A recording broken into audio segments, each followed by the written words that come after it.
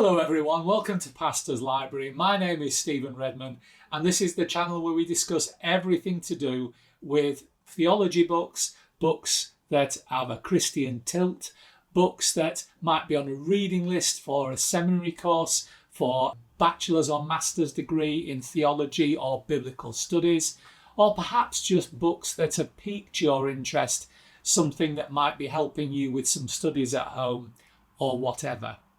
If you like what I have to say to you today, please give us a thumbs up on YouTube. It does help with the algorithm. And please also remember to subscribe and click on the bell if you haven't done already. That will make sure that you get notified when we release another episode. So today I want us to talk about another series in the New Interpreter's Bible series of books. A few weeks ago, I said to you how I found very helpful the New Interpreter's Bible commentary, and I've used it a lot over the years, but I've only just discovered that there's a whole plethora of books in the series, and we've talked about the Study Bible, we've talked about the New and Old Testament surveys. Well, today I want to talk about the Pastor's Bible Study, not Study Bible, Bible Study. Now, this is an interesting one, really. These are fundamentally American books, and they're by Abingdon and from Nashville, and they're all good, solid, hardbound books. There's a series of 5 of these, each of which comes with the notes on a CD-ROM.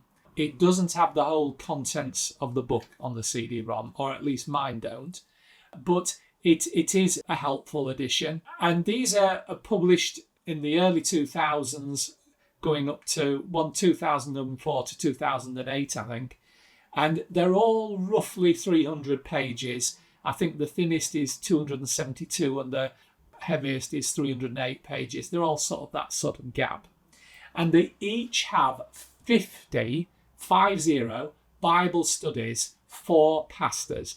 These are not aimed at the congregation, they're aimed at pastors.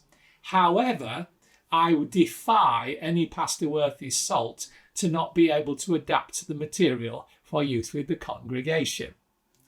So, think about it, guys. Now, I picked these up and I was very suspicious. I thought, oh, this will just be some heavy-duty Americanized stuff that's aimed at pastors, telling you to extract more money from your congregation and stuff like that. And actually, I've been quite surprised. I think these have a lot to offer. I wouldn't spend a lot of money on them. I set myself a target of paying no more than £20 a volume, and I managed to get 1 or 2 of them quite a bit less than that. If you're going to get all 5, that's £100, isn't it? Probably $120, something like that, I would guess. This is really a worthwhile investment, though, in yourself if you are in the ministry, or if you're running a house group, or you're working in the church and you're looking to help yourself develop. Sort of, I suppose these are self-help books for pastors. Now, each one of these has a series of studies on a New Testament book and an Old Testament book, and then other themes. So, number 1, volume 1, has studies on Matthew and Isaiah, and then prayer, faith, power, and discipleship. All of these ideas are very helpful. And I have to say to you that the lessons from Matthew, the lessons from Isaiah in particular, I thought were very enriching. And, sometimes I think as a pastor, or someone working in the church, someone who's got a house group, you really need to make sure that you are building yourself up, making sure that you aren't just pouring out into other lives without ensuring that there's something coming in. And that means, of course, having good prayer times, good Bible study times. But this is when something like this is quite helpful. You might have a monthly Bible study notes thing that comes in the post.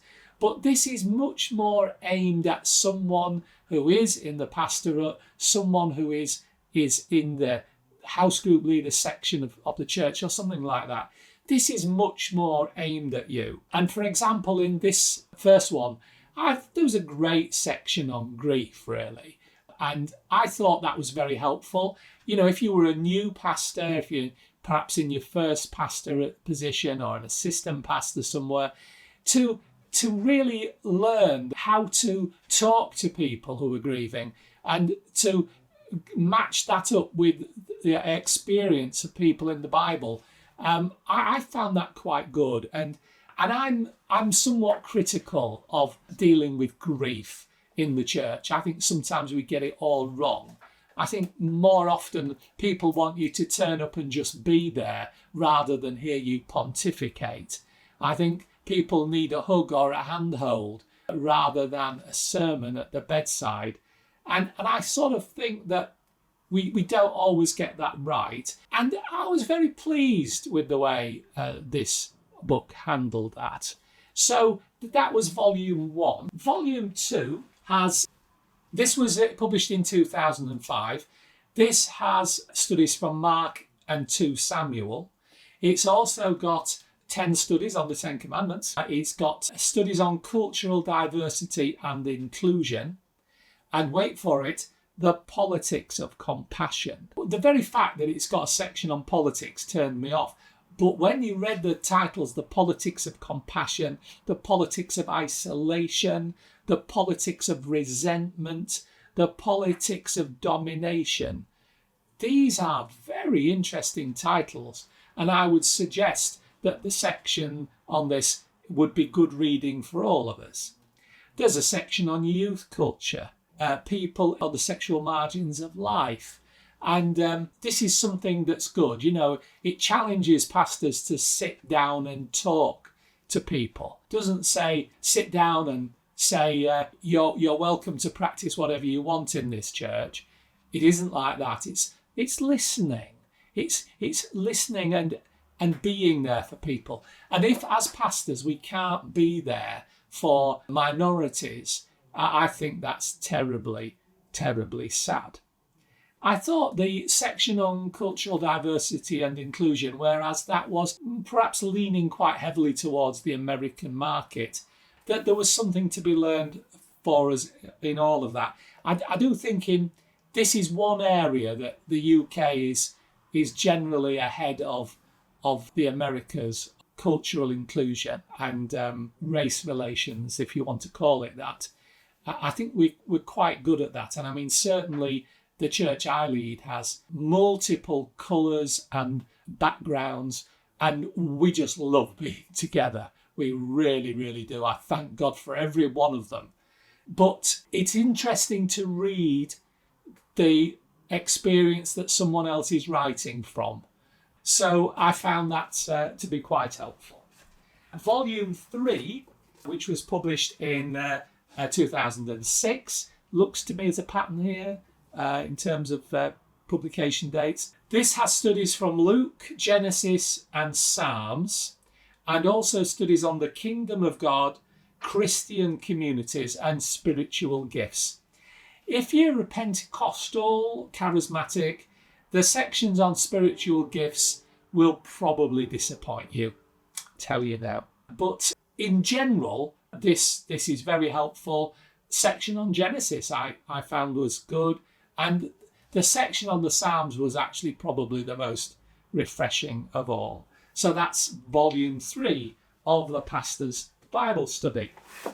Volume 4, which was published in 2007, has a section on John's Gospel, section on the Exodus, a section on healthy spirituality, which is probably required reading for all of us. And it has a section on faith, a section on laughter, and don't laugh about that, this is serious, and a section on courage, failure, and new hope. The new hope there being nothing to do with Star Wars Episode 4. So this is a really welcome input. I would say for me to read one of these every week as part of my life as a pastor, I would say it's really good. There are certain ones which I feel are not particularly helpful to me, either because they're too culturally wide of my experience, or they may be a little bit sad in their lack of experience of the scriptures. But they are, in the main, very good indeed, and very good learning for someone who's in the pastorate, particularly in those early days. The last volume, volume 5, remember all of these come with the CD-ROM. I do think that these days, I mean, this is published in 2008. These would never come out with the CD-ROM anymore. They would come with a link and we would just get things from the internet. But these are useful. And this has a series of studies from the book of Acts, one from the book of Job. I went straight there. I love the book of Job, and I found that good. I didn't find it brilliant, but I found it good. There's an interesting section on the parables of Jesus, and another section on singing the Lord's song and teaching and hearing the Bible, and one on unity. Unity is a very interesting concept that is so often ignored, but that was good. So these 5 books that are affordable, that are not aimed at you if you are not really doing anything in a teaching realm in the church.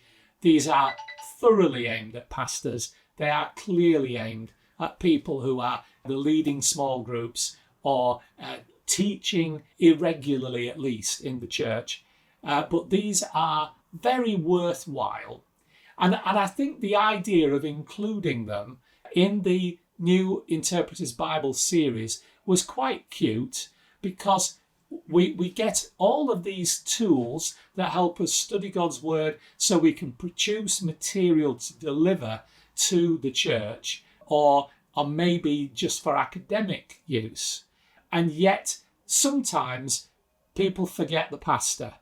And the idea of there being Bible studies for a pastor, these were produced roughly a year apart, with 50 Bible studies to do throughout the year, 1 a week for 5 years.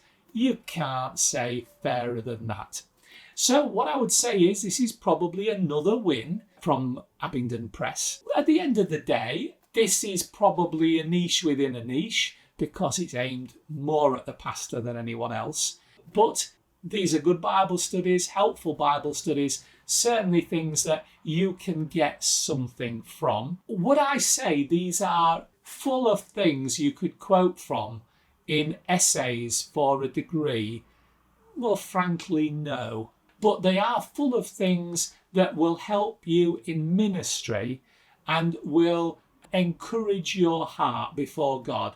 Because if you are a pastor, or you've got pastoral experience, or even if you're just leading a small group, then you will know that sometimes you do need that spiritual hand on your shoulder to encourage you and say, come on, pastor, all is well. And these 5 books do at least do that job quite well indeed. So that's 5 volumes, the Pastor's Bible Study, volume 1 to 5. If that has helped you, please remember to leave us a thumbs up. If you have any questions or comments, please leave them in the comment section below. And if you haven't already done, please subscribe and click on the bell. Until next time, everyone, I've just got this one word for you, and that is bye.